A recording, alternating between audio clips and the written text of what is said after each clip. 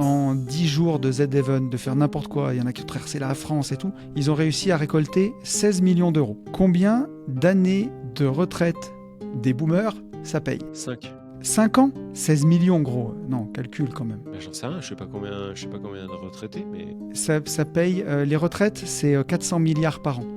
Donc ça paye 20 minutes de retraite, le Z-Event.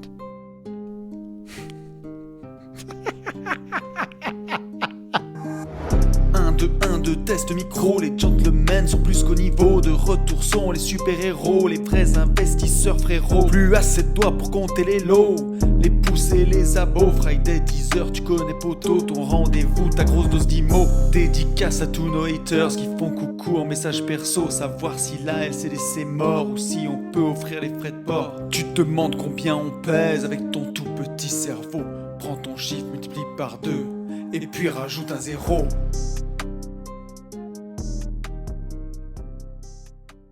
Salut à tous et bienvenue sur ce nouveau podcast des Gentlemen Investisseurs. Je suis Tony. Je suis Yann.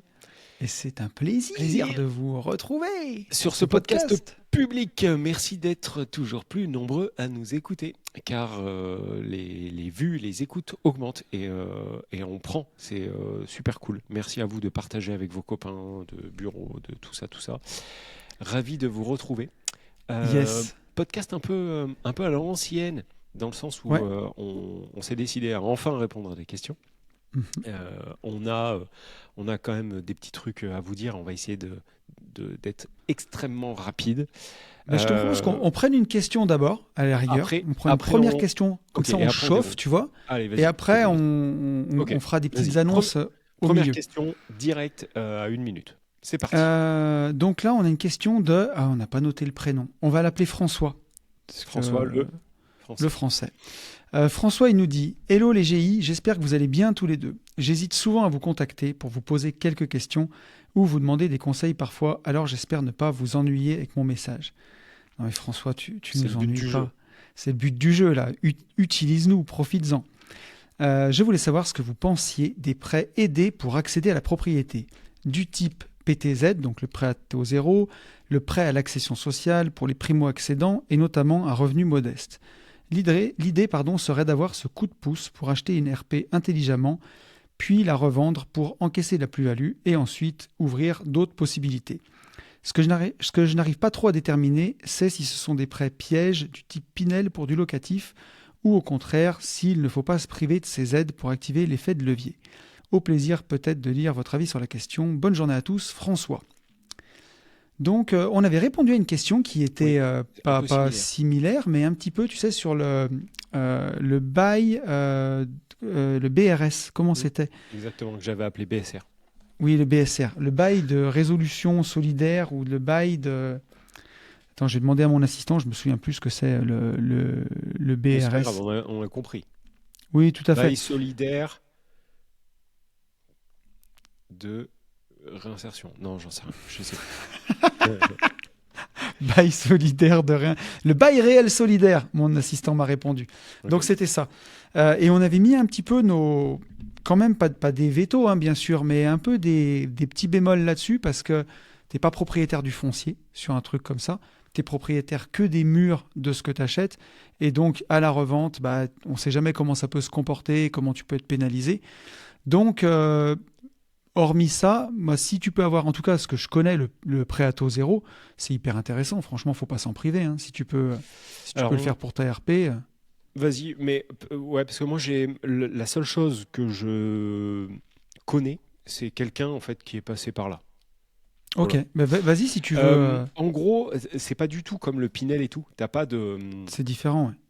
Ah oui, rien à voir. T'as pas de durée, tu sais, t'as pas tout ce bordel. T'achètes, oui, déjà en fait, t'achètes pas sur plan, t'achètes un truc que t'as visité toi. Et donc c'est de la vraie aide d'État. Donc ça serait dommage de ne pas s'en servir si tu peux être assujetti à ce programme. Donc moi je te dirais d'y aller.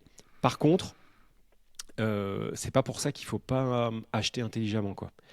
Tu vois, en gros, si tu cumules ce qu'on a toujours dit, donc d'acheter en dessous du prix du marché, de bien acheter, Et en plus qu'après tu balances un PTZ, t'en seras que ravi puisque tu profites d'aides qui sont des vraies aides. Il y a pas un montage ou je sais pas quoi derrière. Tu sais, t'achètes pas un produit qui a été survalorisé Ouais, par complètement. je ne sais quel groupe. Enfin bref, voilà. Là, C'est ça qui est voilà. différent, hein. Faut- Sur des programmes type Pinel, c'est là où est là où tu te fais avoir, en fait. C'est qu'il faut toujours acheter un truc, propose un truc à 400 bornes de chez toi où tu connais pas le prix Exactement. du marché. Et l'économie d'impôt, bah, elle est pricée dans ton prix d'achat. Tu achètes au-dessus du prix au mètre carré. Tout à fait. Et voilà, et à la fin, c'est pour ça que tu te Voilà. retrouves en moins-value. Donc, enfin moi, pour moi, si tu achètes de manière logique, en bon investisseur, comme on l'a toujours dit, bah let's go, quoi. Au Ouais, si contraire, tu faut en peux avoir profiter. un bout de prêt à taux zéro, faut bien que tu en profites. Moi, j'ai régulièrement, tu vois, sur les biens que je vends en marchand de biens, j'ai régulièrement des investisseurs qui m'achètent des petits immeubles à rénover. C'est souvent des jeunes qui ont, tu vois, la petite vingtaine.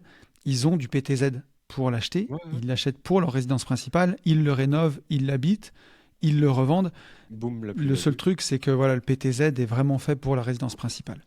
Ouais, mais tu peux, Mais tu franchement, peux, tu peux récupérer de la plus-value sur ta RP sans, bien enfin, comme sûr. tu le ferais en fait sans PTZ. Et si ça peut conforter les auditeurs, je pense qu'il y a une idée d'âge, effectivement, mais aussi de ressources et de situation. Mm, Puisque mm, mm. moi, il y a un de mes beaux-frères qui vient de le prendre là, qui vient d'y Ouais. avoir le droit, parce que divorcé, enfin séparé, avec 2 enfants. Du coup, en... c'est un cassos, quoi, ça y est. Enfin, il est passé cassos. Et entre ses revenus, les 2 gamins et le fait d'être tout seul, il a eu le droit à toutes ces aides. Et je peux t'assurer que là, pour l'instant, il est sur une plus-value qui est entre 140 et 180 000, quoi. Donc, donc il va se mettre Mm. bien, mais par contre, il a super bien acheté, il fait des travaux Et ouais. lui, alors pas tout, parce que le PTZ t'impose d'en faire, ce qui est logique. Et c'est des blocages sous facture, toi-même tu sais. Donc voilà. Mais moi, pour moi, il n'y a absolument aucun red flag si c'est bien acheté. Ouais, complètement. Ça remet jamais en cause Voilà. cette règle-là. Ouais. Donc, Dans un pays communiste, il faut en profiter. bah, ouais, On pour le une fois paye, que, on enfin, le paye, et François, moi, je suis OK, je veux bien t'aider.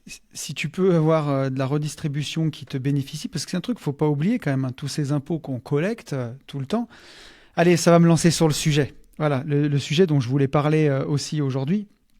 Faut pas oublier que tous ces impôts qui sont collectés, à l'origine, ils sont collectés pour nous, hein. Ça doit être redistribué pour que nous, on en profite. Et au final, ça profite parfois à beaucoup de gens comme... est-ce que tu as vu la maire du 8e arrondissement de Paris, si je dis pas de bêtises, qui 35 000 euros de vêtements ou je sais pas quoi. 35 000 euros de vêtements, elle s'achetait en 3 ans, je crois.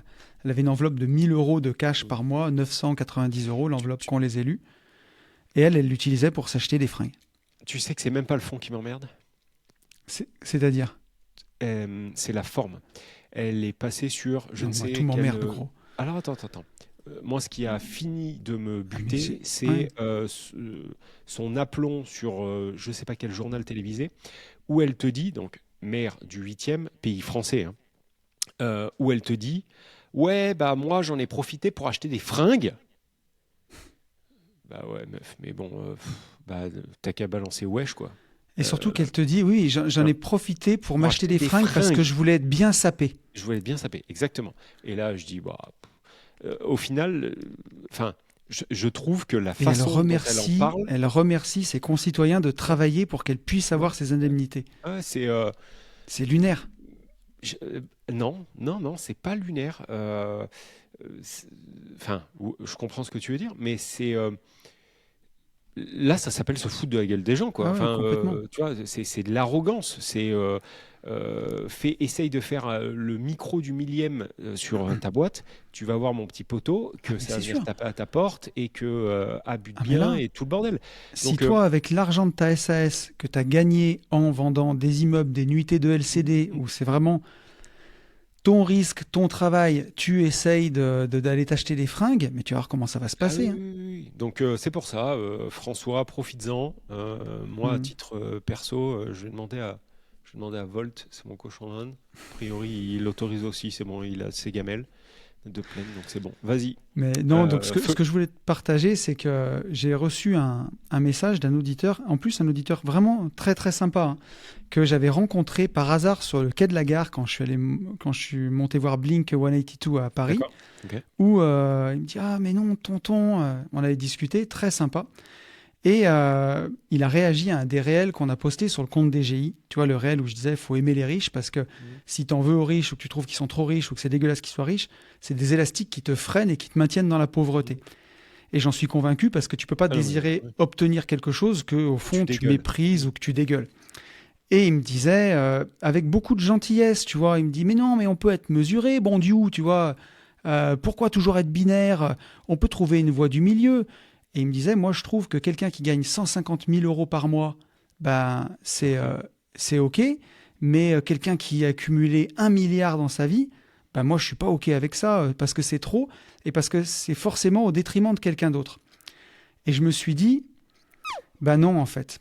Et non. Et alors, je lui ai dit, je te respecte en tant qu'auditeur, je respecte ce que tu penses, mais c'est des idées que je combattrai fermement et toute ma vie parce que tu peux pas avoir de demi-mesure là-dedans. Malheureusement. Non, mais même sans parler de ça, qui il est, lui, enfin, avec toute bienveillance, hein, il est très gentil, certainement, mais qui, lui, il est pour dire, bah, le seuil, c'est 500 000, c'est ça. C'est 600 000, c'est 1 milliard. Qu'est-ce qui est moral, tu vois? Elle est où la moralité? Ça, parce que si ça. tu veux, aujourd'hui, on va dire 1 milliard. Donc tu te sens pas concerné, si tu veux. Tu dis, bah, 1 milliard, oui. De toute façon, j'aurais jamais 1 milliard, donc 1 milliard, oui. Mais en fait, c'est quand tu commences à faire ça, c'est le point de départ des idées mortifères et c'est là qu'on commence à tolérer l'idée qu'on puisse le faire. Mais si demain, pourquoi ça serait pas 100 millions? Bah oui, 100 millions, de toute façon, les patrimoines de 100 millions, j'aurais jamais 100 millions. Pourquoi pas 10 millions? Ouais, c'est plus probable d'y arriver déjà. Pourquoi pas 1 million? Là, 1 million, tu tapes sur 3% des Français déjà. Hein. Et pourquoi pas demain 100 000 euros? Et tu vois, il y avait un mec, Reggae les Gorillas, je sais pas si tu vois qui c'est ce gars, un horrible gauchiste sur Internet, qui se vantait d'être pas riche, justement. Il a une chaîne YouTube à 300 000 abonnés, et il a dit « Vous me traitez de millionnaire comme si c'était une insulte.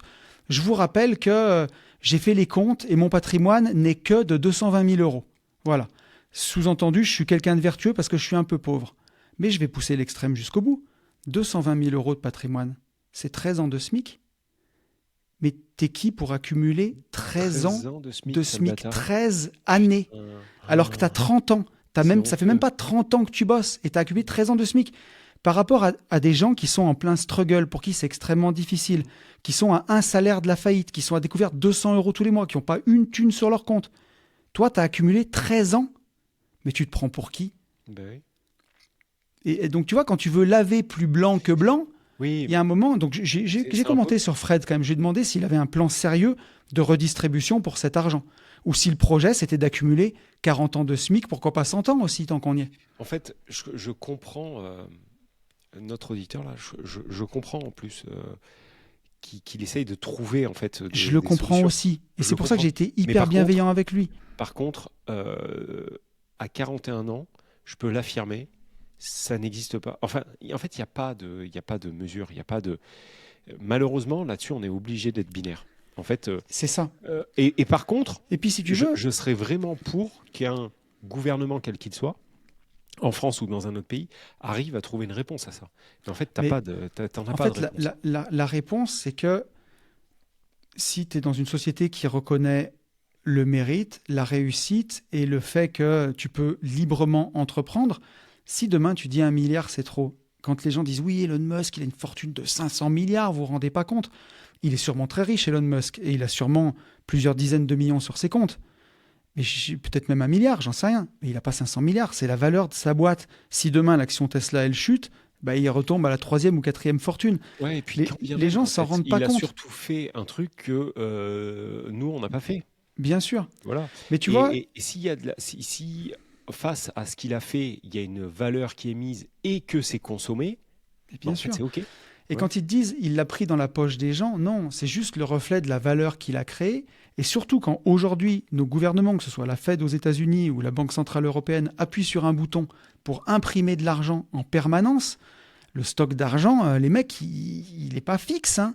Ce qu'un milliardaire a pris, il l'a pas pris dans la poche d'un pauvre. Mais donc, tu vois, toutes ces choses-là, nous dire de détester les riches, c'est pour nous détourner du vrai problème. Aujourd'hui, c'est le travail qui est trop taxé. Si une personne, elle n'arrive pas à vivre décemment de son travail et qu'elle prend 1004 pour travailler 35 heures, elle a généré 2008. Hein. C'est l'État qui lui a pris 1004 sur ces 2008, qui lui a laissé que 1004 pour aller s'acheter des fringues chez The Couples et se foutre de ta gueule et te pisser sur les pompes en direct à la télé. Le vrai problème, il est là, il n'est pas chez Elon Musk. Et ce que je voulais dire aussi, j'en profite, mais faut faire toujours attention avec ça, la taxe Zuckman. Oui, mais c'est 100 millions. Quand tu as 100 millions, il t'en reste 98. Une fois que tu as donné 2%, tu n'es pas à plaindre. C'est comme quand on te dit on va taxer tous les vols d'avion à partir de 20 vols par an parce que ça détruit la planète. 99,9% des Français se disent oui, on peut bien, parce que tu te dis quoi, je ne prends pas l'avion 20 fois par an. Mais en fait, du moment où tu acceptes 20 fois, l'année prochaine, ça sera divisé par 2, 10 fois. Et puis après, ça sera 2 fois. Et puis après, les billets d'avion seront hyper taxés. C'est comme ce qu'on a accepté avec les voitures de sport, tu vois, où tu vois que pour une Yaris GR qui doit valoir 40 000 euros, il y a un malus écologique de 80 000 euros. Alors tu payes tes 80 000, mais par contre, le soleil, il n'a pas baissé de température, il est toujours aussi chaud. On arrive à des idées qui n'ont absolument aucun sens. Et le dernier truc que je voulais dire, c'est au final, ok, d'accord, mettons ça, tu vois. Arrêtons, au-delà d'1 milliard, on taxe, on redistribue. Qui va taxer ? Qui va redistribuer ? Qui va s'occuper de ça ? Nos gouvernements ? Donc de quel droit, sous quelle moralité ? Et avec les mêmes règles que celles qu'on a, où on se paye d'abord des fringues, on se paye d'abord des restos de zinzin, et puis avec ce qui reste, on le redistribue. Je pense que, voilà, on est... si on était gouverné par une IA bien programmée, qui faisait ça sur une comptabilité open, blockchain, où ça coûtait 1% de frais pour administrer tout ça et que 99% étaient redistribués, ça serait communiste, mais ça serait peut-être un communisme vraiment moral. Là, c'est un sketch. Ouais, je suis bien d'accord. J'ai rien de plus à rajouter.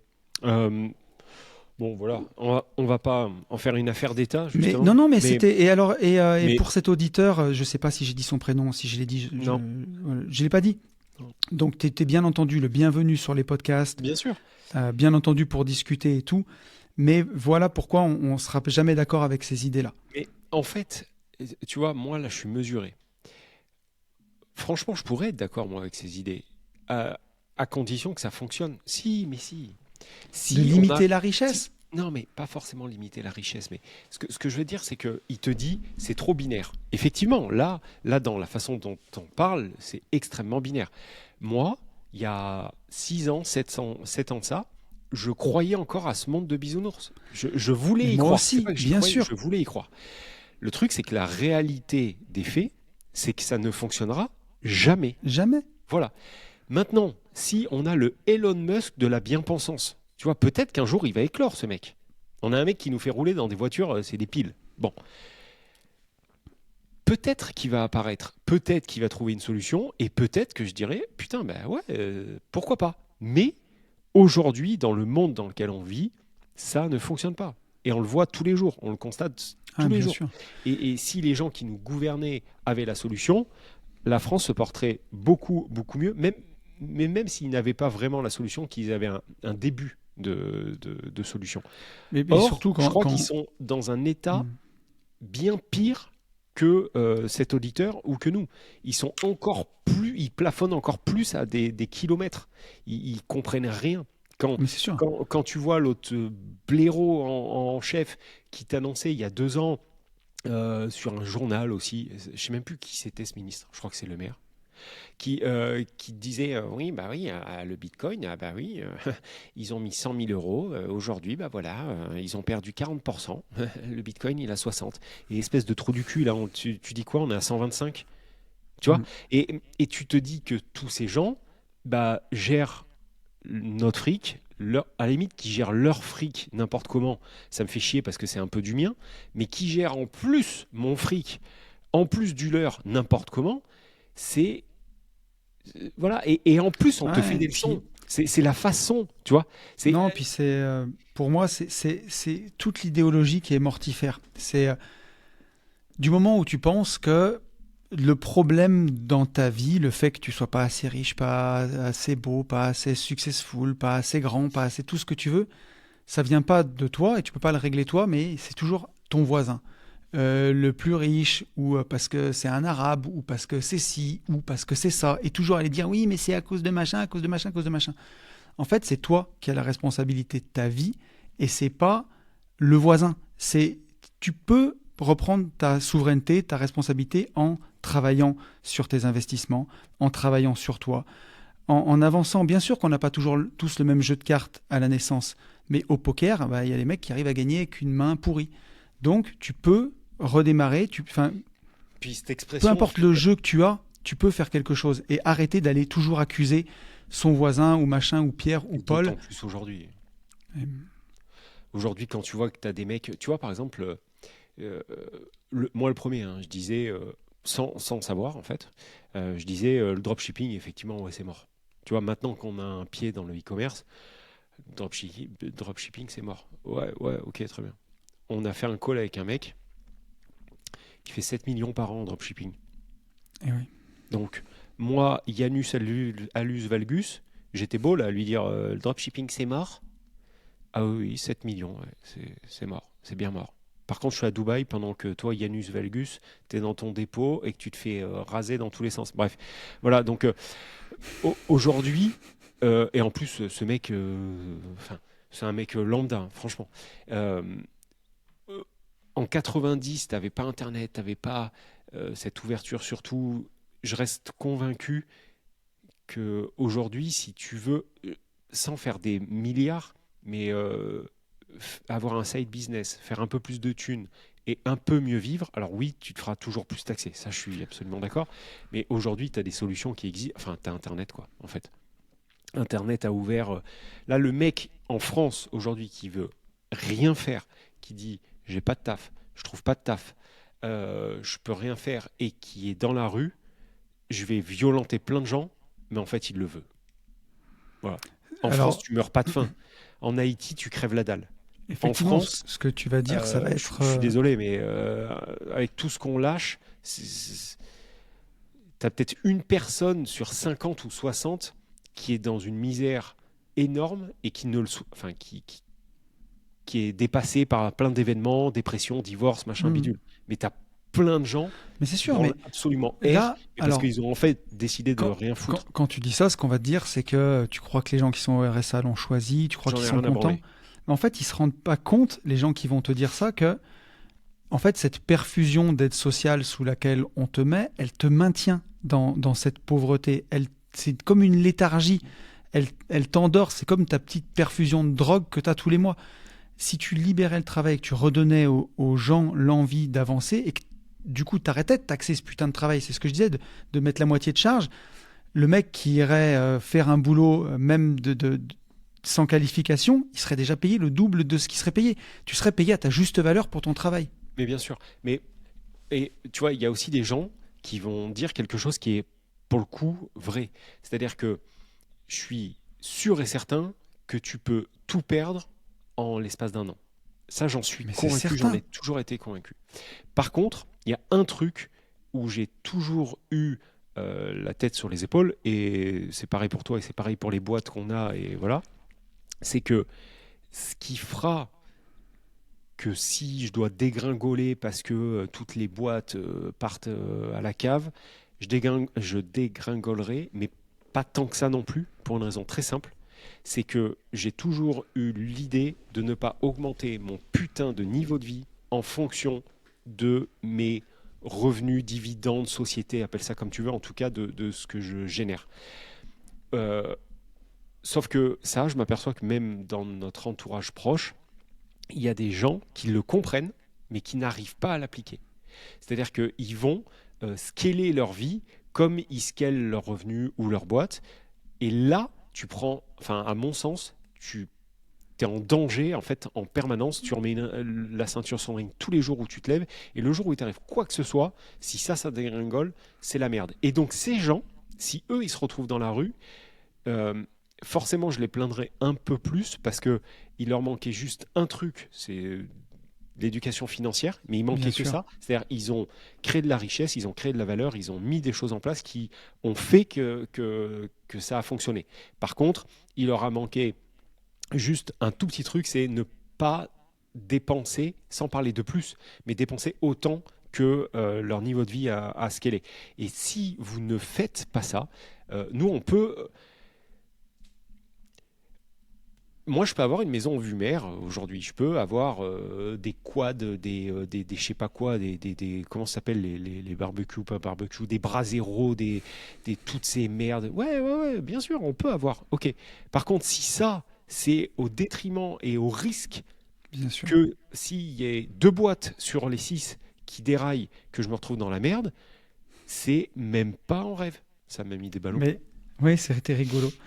Mais de toute façon, c'est ce que disait Kiyosaki. Et là, on bascule encore dans autre chose. Et alors, le petit truc que je voulais dire avant, c'est que justement, tu peux redescendre. C'est aussi le signe que la société, elle fonctionne. Si tu peux Oui. descendre et monter, bien entendu, c'est là où ça fonctionne. Demain, tu fais des mauvaises affaires, tu fais n'importe quoi, tu te mets à cramer ton cash et à faire de la merde. Bien sûr que tu vas redescendre. Aujourd'hui, on est quand même assez malin pour avoir un patrimoine qui est diversifié entre l'immobilier, la bourse, la crypto, nos business, pour faire que le truc tient sur 3-4 piliers pour bien tenir. Bien sûr, si tu te mets à faire n'importe quoi, mais c'est ce que Kiyosaki décrivait comme le piège de la rat race, et ce qui peut te faire bisquer aussi quand tu es dans la partie flat de l'exponentielle avant que ton patrimoine décolle, c'est que forcément, ça prend du temps de créer de la richesse. Et quand tout le monde commence à être assis, ça arrive souvent vers les 35 ans, où tu vois tes potes qui se prennent un crédit à ras la gueule de leur capacité d'endettement, qui se font une maison de zinzin, 2 voitures à crédit qui en jettent, qui se prennent des vacances, et parfois en fait les vacances tu le sais pas, mais elles sont même aussi à crédit. Et d'extérieur tu te dis mais en fait eux ils ont un niveau de vie de bâtard, c'est un truc de fou. Et moi je me trouve à la traîne parce que moi je me suis fixé de mettre de côté 30% de mes revenus pour faire des investissements immobiliers, pour mettre en bourse. Et cette partie, elle est difficile à passer. Et en fait, après, quand tu as passé, que tu as basculé dans la partie qui part stratosphérique de l'exponentiel, en fait, tu es irrattrapable à ce moment-là, si tu veux. C'est ça. Tu te remercies, mais il y a cette traversée un peu du désert où il faut savoir raison garder et ne pas faire n'importe quoi pour pouvoir après, justement, en profiter de ce que tu as créé aussi. Ouais. Et c'est en ça que je dis que si tu veux être dehors aujourd'hui, en partie, et en plus en partie, je sais que oui, c'est pas des magots en fait, mais Non.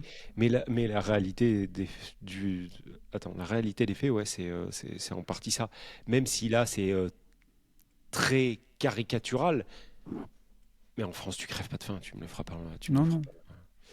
Bref, est-ce qu'on prend Mais une deuxième enfin, question, mon petit ouais, poulet? juste pour finir sur ce sujet, ça reste des discussions qui sont importantes parce que vous devez comprendre que sur ces sujets-là, à mon sens, hein, il y a finalement pas de demi-mesure, quoi. Et qu'il Pour l'instant. faudra, pour l'instant en tout cas, moi je pense qu'il n'y a pas de... En tout cas, moi je pense Pardon.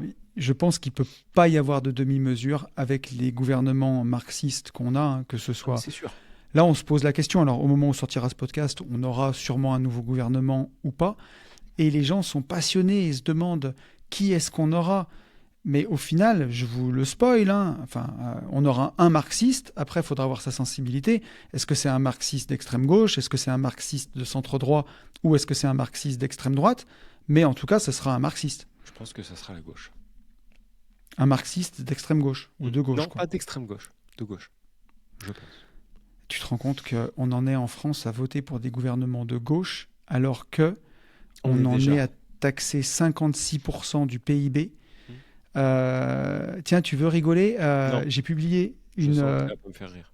juste vite fait, mais une story. J'ai vu une vidéo sur Internet, je crois que c'est de Bruno Le Salé qui partageait des équivalents de retraite. Il y a un compte Twitter qui fait ça, qui te partage des montants et qui te dit, voilà combien ça peut payer de retraite de la France. Est-ce que tu as vu mes stories d'hier? Oui. Ah mince, bon, tu sais alors. Oui. Mais au Z-Event, en 10 jours de Z-Event, de faire n'importe quoi, il y en a qui ont traversé la France et tout, ils ont réussi à récolter 16 millions d'euros.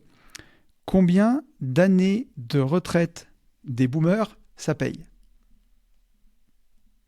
C'est 16 millions d'euros. Combien de temps de retraite des boomers ça paye? Sur toute la France? Sur toute la France, les 5. retraites, 5 ans?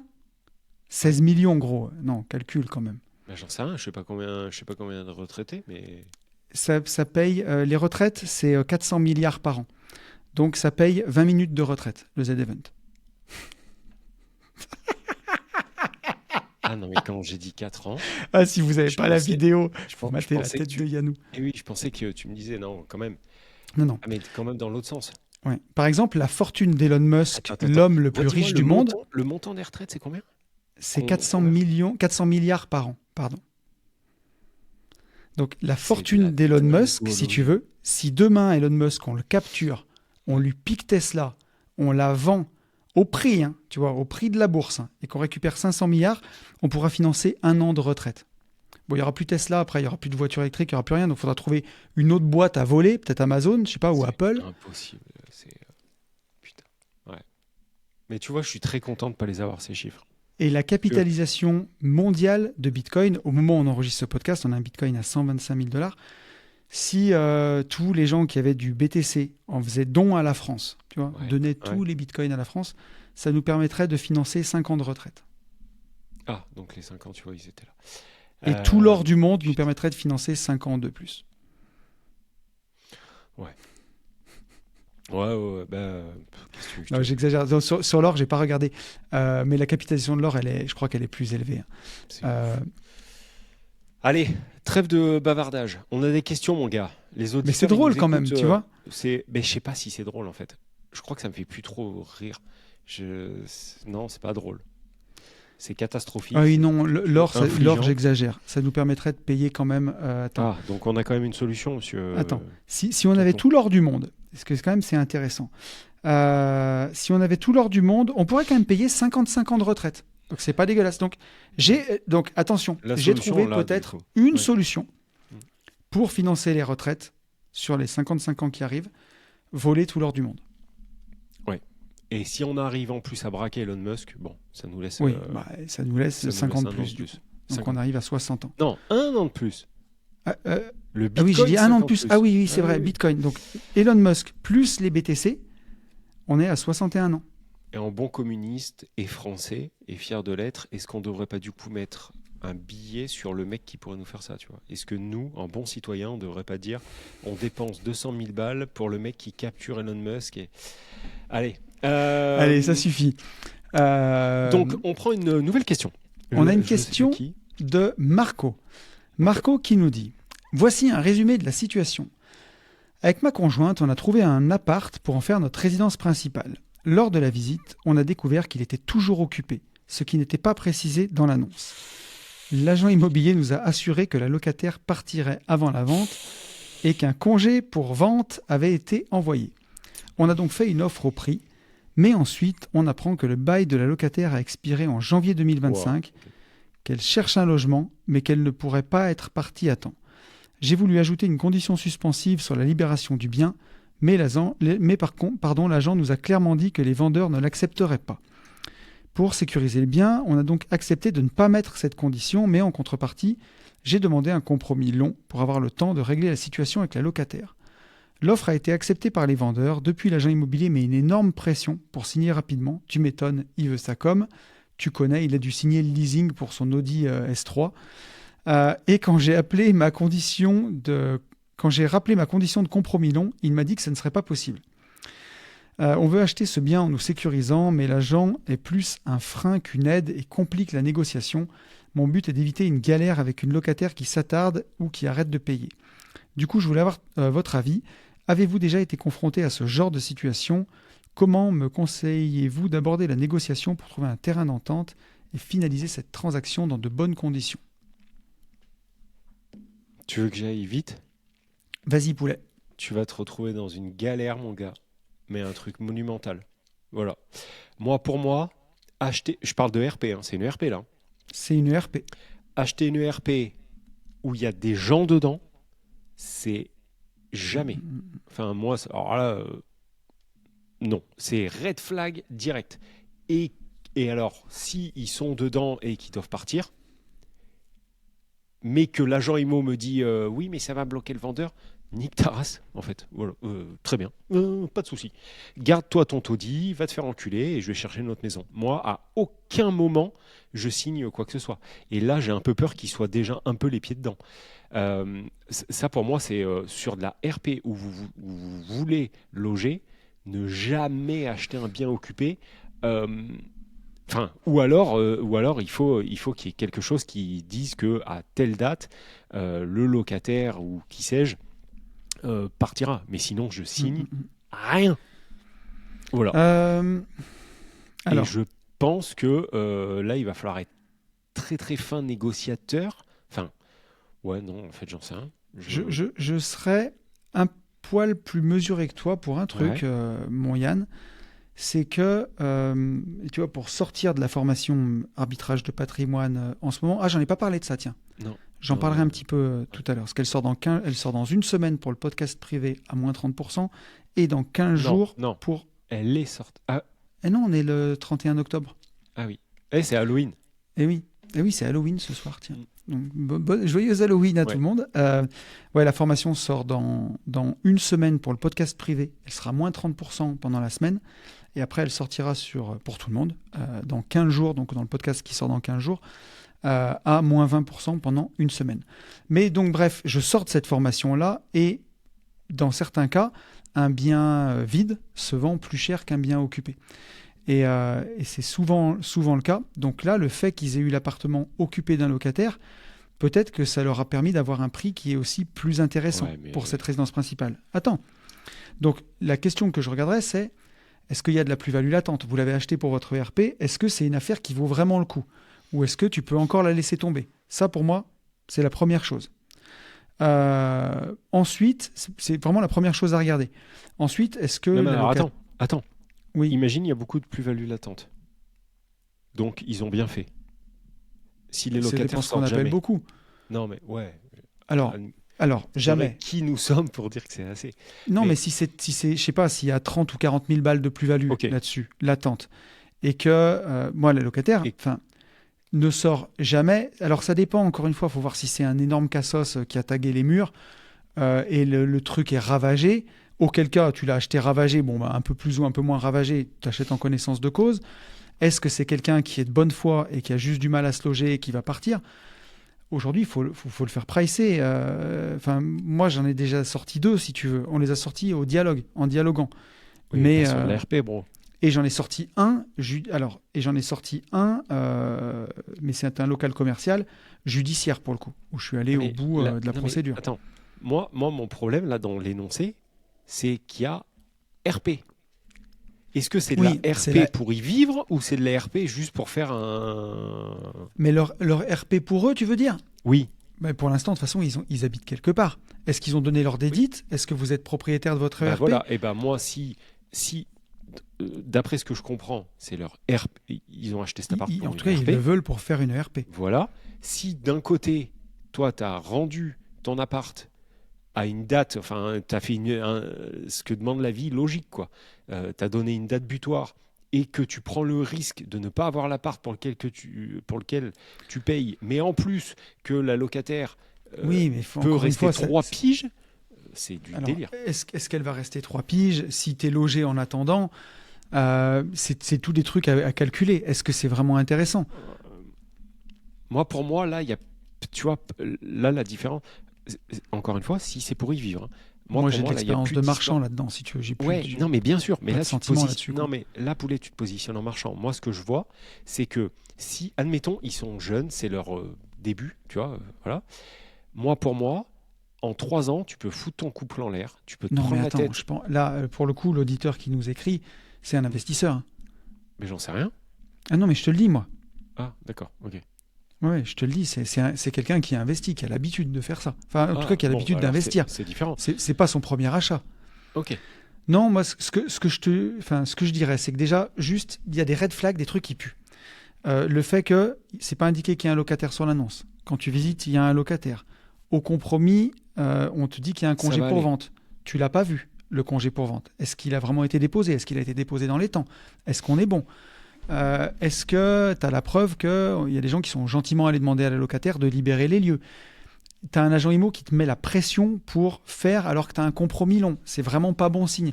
Donc là, moi, ce que je te conseillerais juste tout de suite, c'est l'agent IMO, t'arrêtes de lui parler et tu parles à ton notaire.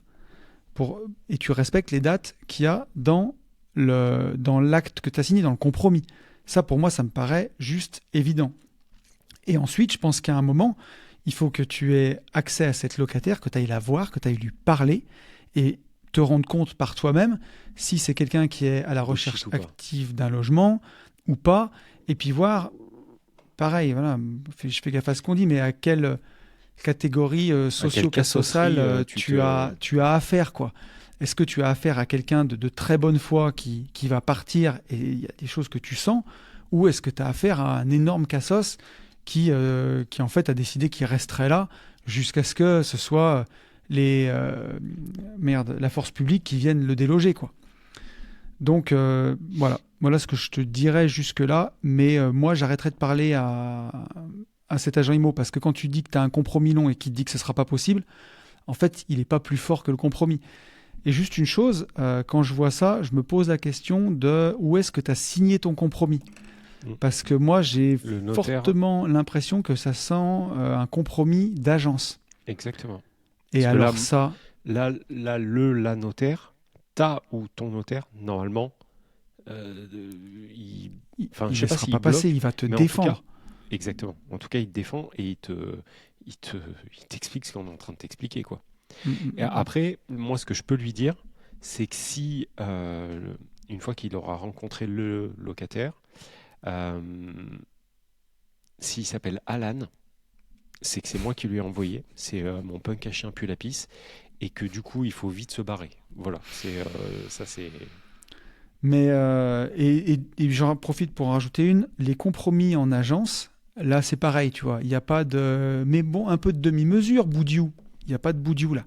C'est non, en fait c'est non. Arrêtez les compromis en agence, arrêtez. Votre notaire, il s'est tapé combien? 8 ans d'études pour être notaire? Ouais. Il a fait 8 ans d'études pour vous rédiger des compromis où il vous protège de A à Z. Là, l'agent IMO, en général, il a bu 2 cafés, il a fumé une clope, il a ouvert son truc et... Quelle caricature. Et il vous sort un compromis où il vous dit oui, bien sûr, mais tu vois, j'ai encore eu le cas il n'y a pas longtemps. J'ai un compromis qui a pété chez le notaire. Mais on peut en parler, hein. J'ai tout négocié avec Ben, avec une agent IMO, où on a dit, vous avez bien compris qu'on était marchand de biens. Vous avez bien compris qu'on allait avoir une condition de financement. Vous avez bien compris que dans cette condition de financement, comme c'est une banque de marchand de biens, il y a une clause de pré-commercialisation. Oui, on va l'écrire en même temps. Donc on a écrit clause de financement plus clause de précom, 60% des ventes. On l'a même marqué, alors qu'elle fait doublon, elle ne sert à rien. Dans le compromis. Donc dans l'offre de prix, rédigée par nous et re-rédigée par l'agent IMO, pour que ce soit sous sa forme. Et au moment du compromis, c'est plus l'agent IMO avec qui j'ai négocié, c'est son boss qui est au compromis. Et là, écoute bien, on se voit au 10 septembre pour signer, réitération authentique avant le 30 novembre. Des génies. Alors, là, mon notaire, il commence à rigoler. Il dit, vous savez quand même qu'il y a ce qu'on appelle la DIA, hein, déclaration d'intention d'aligner, le droit de préemption, tout ça. De ma carrière, j'ai jamais vu une vente notariée, même quand tout le monde est d'accord que le cash, il est sur mon compte, se faire en moins de 2 mois et demi, 3 mois. Ça n'existe pas. Là, il y a un délai de DP à demander. Donc la DP, on avait dit, c'est pas grave, on en fait notre office, vous inquiétez pas. Donc il dit OK, mais derrière, vous avez un compromis avec des clauses de précom. Les biens, ils vont être revendus. Ah oui, mais on pensait que ça irait vite. Et en fait, tu vois, l'agent IMO avec qui on avait négocié, je sais pas, où son patron, il a tout compris comme il a voulu. Bref, on n'a pas signé chez le notaire. On n'a pas signé. Et heureusement que j'ai insisté pour pas qu'on fasse un compromis d'agence ou je sais pas quoi, où là, t'as beau dire, oui, vous mettez bien ça, vous mettez ça. Oui, t'inquiète. Oui, t'inquiète. Et à la fin, tu signes un truc qui t'engage juridiquement et t'as pas ton notaire pour te défendre. Et là, si tu veux, notre notaire, il était là, c'est en visio. À moi, il dit, je vous demande un instant, il coupe la visio, il coupe la caméra. Il te dit, bon, les gars, il n'y a rien qui Bon. va là. Voilà, on fait quoi? Il n'y a rien qui va, on fait quoi? Moi, je suis votre notaire, je suis là pour vous protéger. Ça pue, ils veulent rien comprendre, on arrête. Et là, tu rallumes la caméra, tu dis, bah voilà, écoutez, on se mettra pas d'accord, on va arrêter. Et ton notaire, il est là pour ça. Et on lui dit quoi, Marco? Putain, ouais. Bah, Marco, en bah, gros, tout non, dépend mais de ce pourquoi il veut cette ERP, je quoi. te dirais, je vais résumer, d'accord? Tu me dis si je m'arrête. Tout dépend de ton expérience en immobilier, de pourquoi tu veux cette ERP, si tu as déjà donné ta Oui. dédite ou si tu as déjà vendu ta ERP, Oui. que tu habites dans le garage de chez tes parents en ce Oui. moment, tu vois. Voilà. Donc là, auquel cas, arrête et va sur autre chose. Ensuite, est-ce que tu as signé ton compromis en agence? Auquel cas, ça va être vraiment relou et vraiment compliqué. Et Et il faut que ce j'espère soit que... la dernière fois que tu le fasses. Exactement. Et j'espère que tu as bien demandé tes demandes de financement dans les temps et tout le reste pour pouvoir donner un refus de financement au cas où. Est-ce que est-ce que tu es sûr qu'il y a eu un congé pour vente de déposer? Est-ce que tu l'as vu? Est-ce que tu as pu parler au propriétaire ou est-ce que l'argent IMO il fait aussi le barrage parce qu'il y a un truc qui pue derrière? Et la dernière chose, le congé pour vente, est-ce que tu as pu parler à la locataire et voir qui est cette personne et quelles sont ses motivations pour ne pas être encore partie alors qu'on est au mois de septembre et qu'elle devait partir au mois de janvier? Enfin, Alors au mois après, d'octobre, pardon. peut-être qu'entre-temps, tu vois, la question, elle a peut-être, j'en sais Ah, ben elle rien, a peut-être un mois ou 2 deux, mois, quoi. ouais.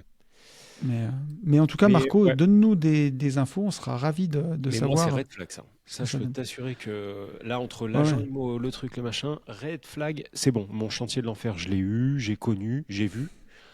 Plus, c'est finito. En fait, c'est aussi tout ce qui fait parfois l'expérience en IMO Ah, mais oui. entre... Parce que si tu veux aller par là, tu vois, enfin, moi j'en ai fait 2 dernières, c'est des trucs qui puent. Hein.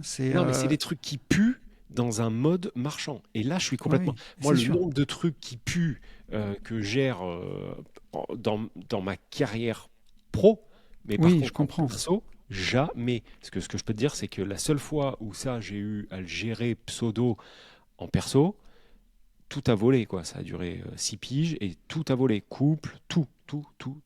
Donc, Oui, oui, putain, c'est vrai et que ouais, t'as une ouais. grosse galère Donc, là-dedans, donc, toi. donc ça, moi, là, c'est red flag, sauf si effectivement, je suis dans une position de marchand et que je veux faire un flip. Oui, si c'est reculer de 6 mois pour mieux sauter, bon, je m'en branle.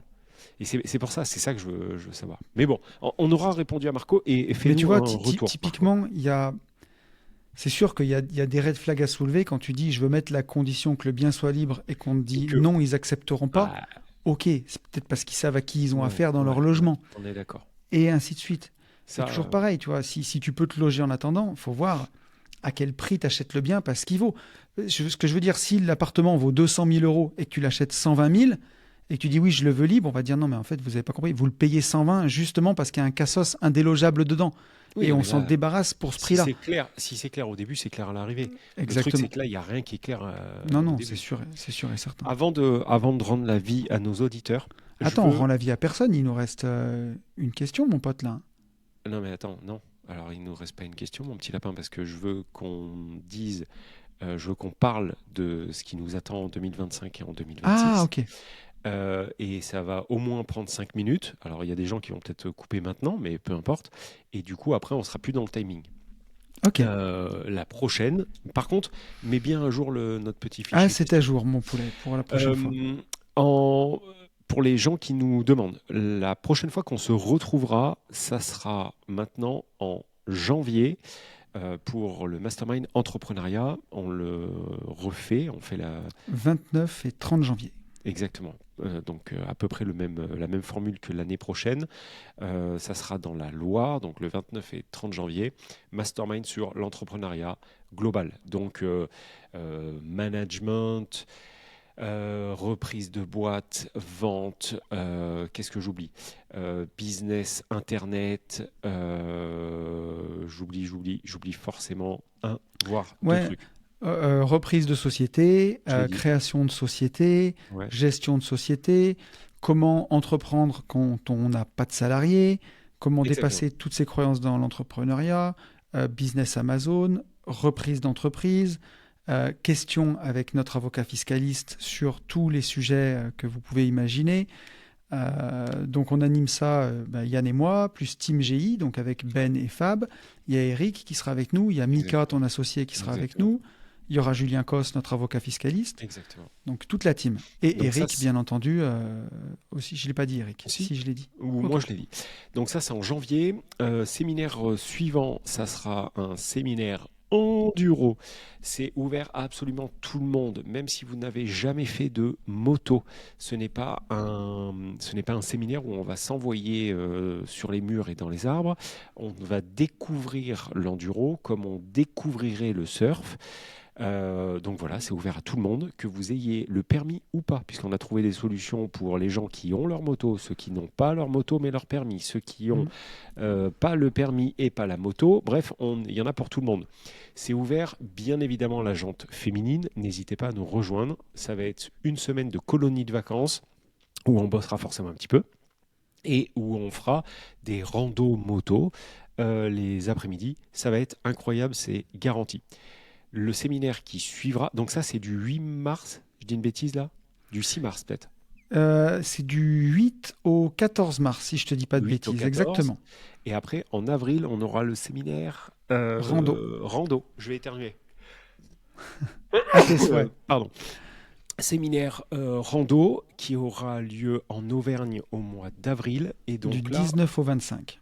Voilà. Là, on part pour une moyenne de 17 km par jour. C'est ouvert à tout le monde, plus ou moins sportif. Les gens qui ne sont pas du tout sportifs, on a pensé à vous. Donc, venez, ça sera une superbe expérience. Par contre, il y aura un peu de dépassement de soi pour quelqu'un qui n'a absolument jamais marché et pas fait de sport depuis 15 ans. Mais ça sera vraiment accessible. Donc, vous pouvez nous faire confiance là-dessus. Le séminaire surf, on est full aux as par les rois. Et après, on aura le séminaire en septembre, le road trip moto, qu'on devait arrêter. Et sous la pression de nos auditeurs, du public. On repart au charbon. On a déjà l'itinéraire. Ça sera fin septembre, comme tout le temps.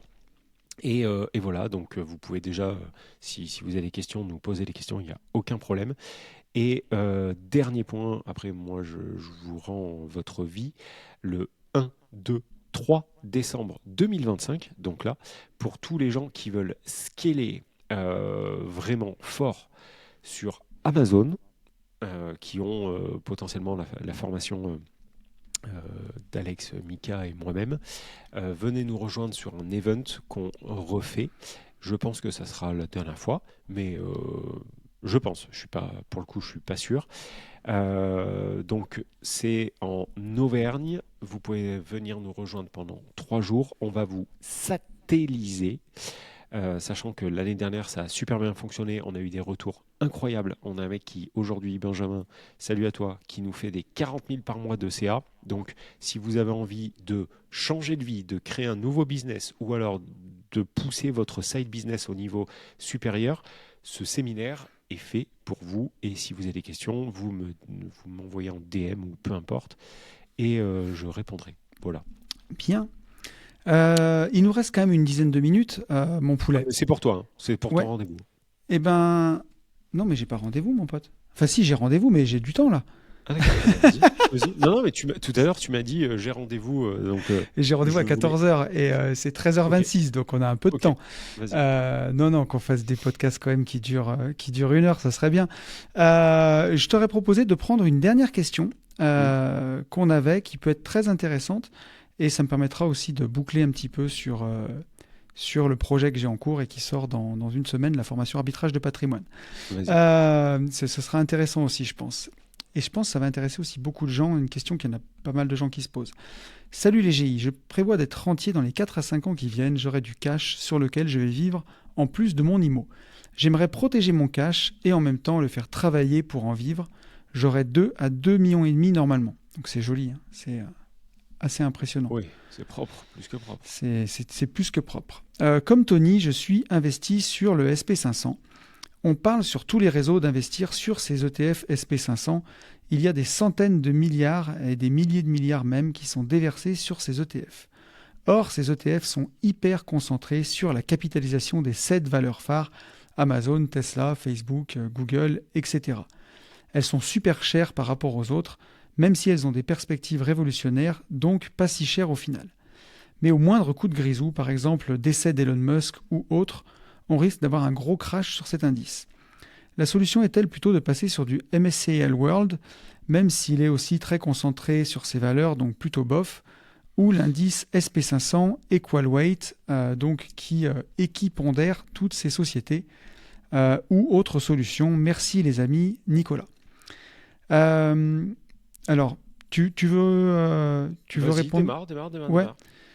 Moi, ce que je t'aurais dit, c'est que le principe des ETF, justement, et de la bourse américaine et du lazy investing, de l'investissement passif, c'est justement de se dire que on ne veut pas mettre le doigt dedans, on ne veut pas mettre notre grain de sel. C'est vraiment le Pareto, le 80-20. Je fais 20% des efforts pour avoir 80% des résultats.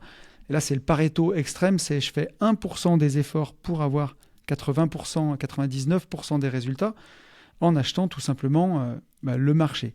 Donc tu as deux écoles, hein. Tu peux acheter l'indice monde, où aujourd'hui il y a 70% du USA et 30% du reste du monde, ou aller directement là où est la performance mondiale depuis des années et des années, c'est-à-dire directement sur les États-Unis, sur le SP500. Je ne suis pas aussi radical, hein. J'ai à peu près la moitié de mon portefeuille sur l'indice monde, l'autre moitié sur l'indice SP500. Alors bien sûr, il y a ce qu'on appelle de l'overlap, il y a des choses qui se recoupent. Mais bon, ma foi, c'est toujours discutable, hein, d'être full l'un ou full l'autre.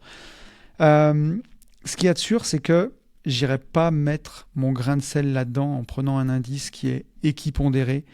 Pourquoi pas l'indice monde? Encore une fois, pour moi, ce que je veux te dire, c'est que tu choisisses le SP500 ou l'indice monde, tu as fait 99% du travail. Moi, je suis personne pour te prédire si demain, le SP500 fera mieux que l'indice monde ou l'inverse. Ce que je sais, c'est que par contre, ça fera bien mieux que tout le reste que tu peux imaginer en y mettant ton grain de sel. Parce que c'est pareil, tu peux te dire pourquoi j'irais posséder le reste des 493 autres valeurs du SP500 si c'est les 7 valeurs phares qui drivent l'indice et qui le font monter. Mais en fait, ces 7 valeurs phares, si tu fais une photo du SP500 il y a 20 ans, la plupart n'étaient même pas là. Donc, tu les aurais même pas eu dans ton portefeuille, ces actions-là. Donc, l'idée, c'est de se dire, je ratisse avec un énorme filet de pêche et dedans, j'ai tout. J'ai ce qui tire l'indice et puis j'ai ce qui ne le tire pas. J'ai les champions de demain, j'ai les champions d'aujourd'hui, j'ai les perdants de demain et j'ai les gagnants aussi de demain, aussi les futurs gagnants de demain. Et cette performance qui est exceptionnelle, hein, que tu peux avoir, qui est historiquement de 8-9% sur l'indice monde et de 9-10% sur le SP500, elle vient au prix de cette volatilité, que tu peux avoir des gros crashs de temps en temps. Si je te prends l'exemple de cette année, hein, sur mon portefeuille, je vais le faire en direct, hein, mais tu vois, si je mets depuis le début de l'année, je suis à plus 5% de performance sur mon portefeuille. Donc un portefeuille à 7 chiffres, hein, donc on est pas mal. Mais voilà, au mois d'avril, j'ai fait un pic au plus bas à moins 19, moins 19,31%. Donc ça veut dire que sur mon portefeuille à 7 chiffres, j'ai encaissé une perte de moins 19%. Perte potentielle, plus-value latente. Mais depuis le début de l'année, je suis déjà en positif. Et si je prends une année glissante, depuis le 31 octobre de l'année dernière, je suis à plus 15%. 15%.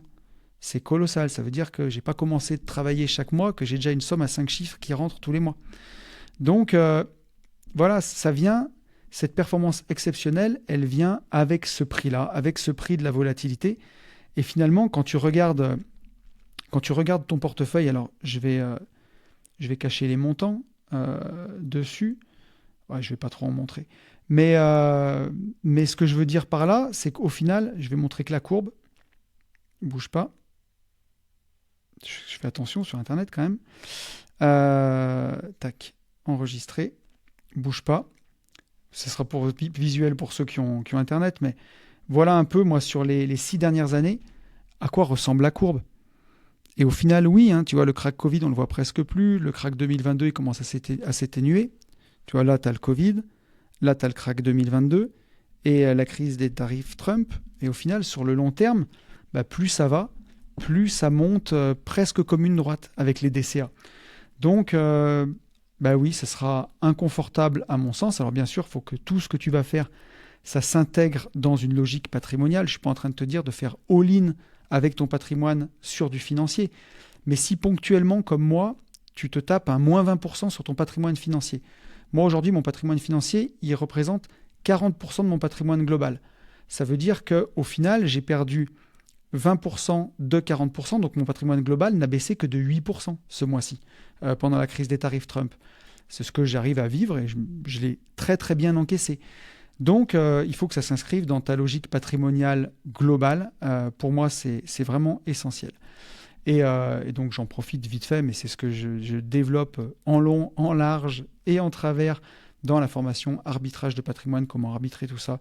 Il y a une énorme partie, surtout sur l'arbitrage de l'immobilier, ce qui est le plus gros morceau de cette formation, et comment le répartir ensuite dans la bourse, dans une moindre mesure dans la crypto et surtout dans Bitcoin.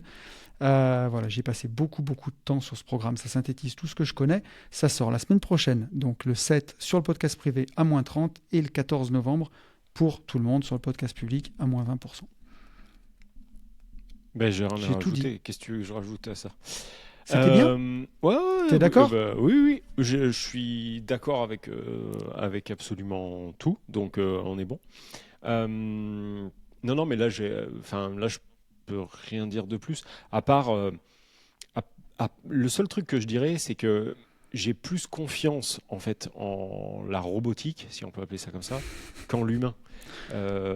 Maintenant, on le sait, le nombre de mecs qui ont essayé de trader et de battre le marché et qui se font liquider, il y en a des exemples.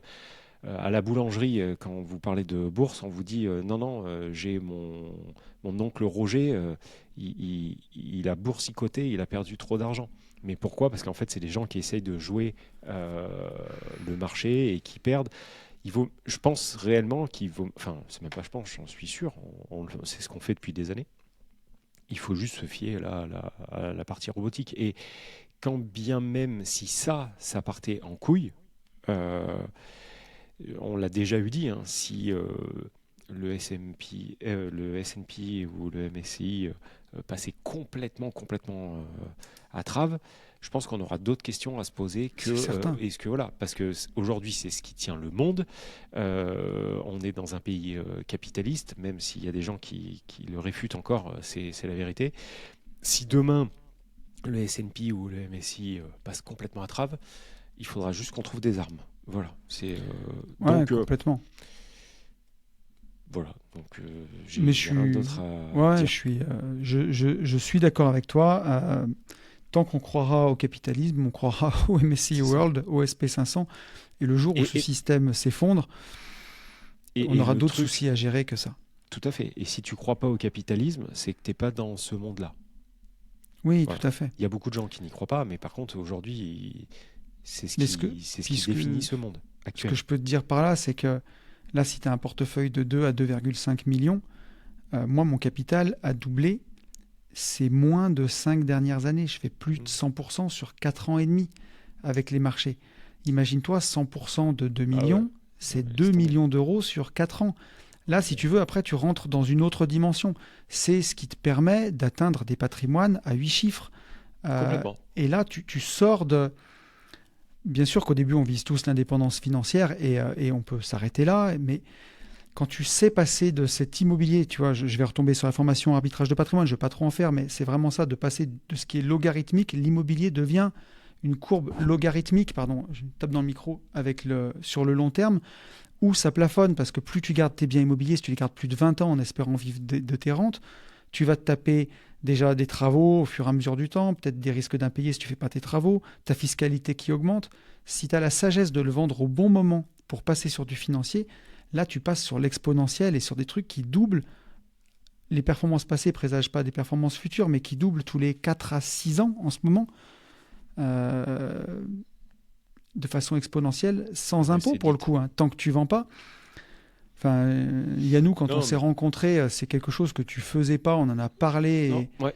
Et je veux dire, aujourd'hui, tu ne devrais pas vivre qu'avec du patrimoine immobilier. C'est impossible. En fait, je le faisais, mais pas du tout en ETF. Oui. pas en Euh, ETF, pas comme ça, je, le- quoi. je le faisais, et tu vois, et c'est pour ça que là, pour le coup, je suis bien placé pour en parler.